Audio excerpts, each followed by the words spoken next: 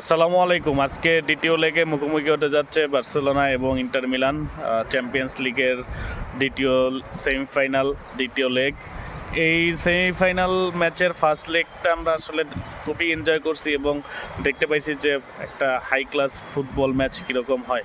এই ম্যাচটা আমরা চাবো যে সেরকম কোনো কিছুই হবে ইনশাল্লাহ। বাট বার্সেলোনার কিছু না পাওয়ার কষ্ট থাকতে পারে বা কিছু হারানোর ভয় থাকতে পারে, বাট আলটিমেটলি বার্সেলোনা এই সিজনে যা খেলছে তাদের আসলে এই ম্যাচটা জিতে আসা উচিত। যদিও তাদের দুই ফুলব্যাক কুন্ডে এবং বালদে তারা কেউই অ্যাভেলেবেল না, তারপরও বার্সেলোনার এই ম্যাচটা জিতে সানসিয়াতে থেকে তারা জয় উৎসব করে ইনশাল্লাহ বার্সেলোনা ফাইনালের জন্য প্রস্তুতি নিবে।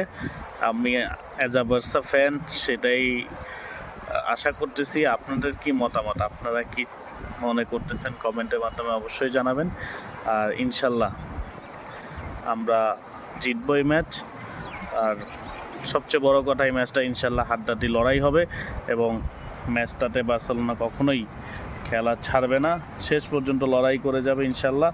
ওদের থেকে বার্সা ফিজিক্যালিটির দিক থেকে একটু পিছিয়ে থাকলেও অন্য সব দিক থেকে বার্সেলোনা আগায় এবং কি ওরা ওদের ঘরের মাটিতে সেই সুযোগটা কাজে লাগাইতে চাবে, বাট আমরা সেই সুযোগটা দিব না ইনশাল্লাহ।